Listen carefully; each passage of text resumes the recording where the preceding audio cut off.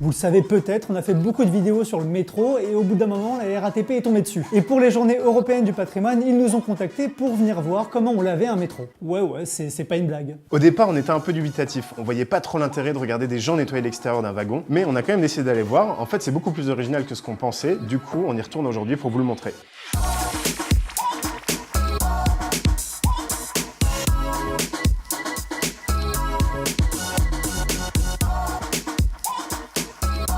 Bon, le métro, ça n'a pas une super réputation au niveau propreté, on est d'accord. Donc évidemment, c'est super important de nettoyer régulièrement l'intérieur du métro, mais aussi l'extérieur.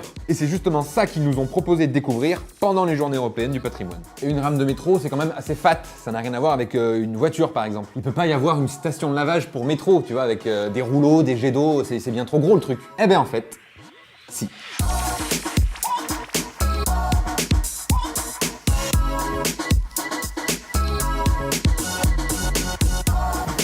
Ça, c'est le genre de truc, faut pas oublier de la fermer après. En route. Et du coup, nous, on va se taper tous les rouleaux en fait qui arrivent. Le premier, je crois, nettoie le toit en même temps et les côtés. Regarde, ça, c'est magnifique. Et après, il passe tout simplement derrière. Ah, putain, on passe proche, quoi, c'est ouf.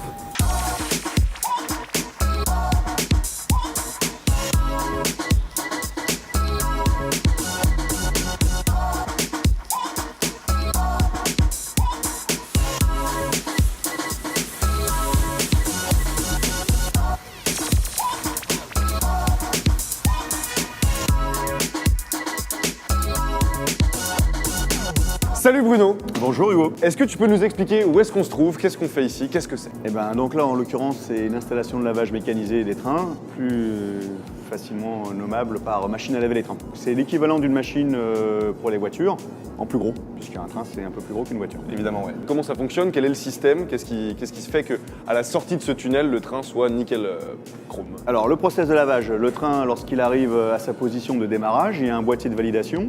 Le conducteur demande le lavage.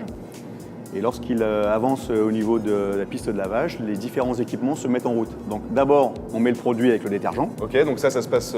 Au niveau des rampes. Ouais.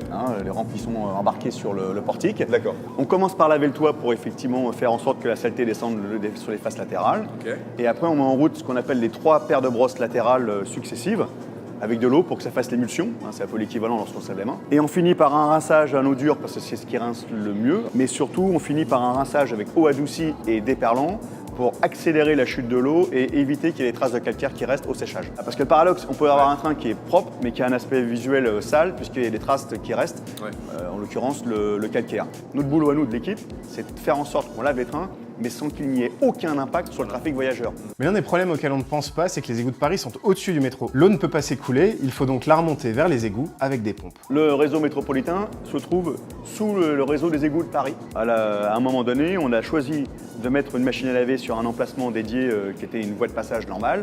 Donc il a fallu effectivement enlever tous les cailloux, ce qu'on appelle le ballast, bétonner pour créer des recueils d'eau qui elles-mêmes sont canalisées sur une cuve dans lequel se trouve une espèce de pompe, on appelle ça un éjecteur, qui remonte les eaux à l'égout. Et des machines comme ça, il en existe 9 sur tout le réseau de métro de Paris. Il y a environ 50 trains par ligne et ces 50 trains doivent être lavés une fois par semaine.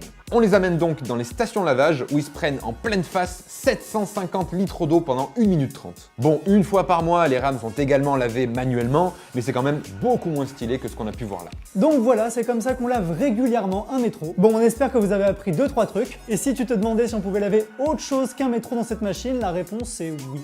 Ok, j'y vais.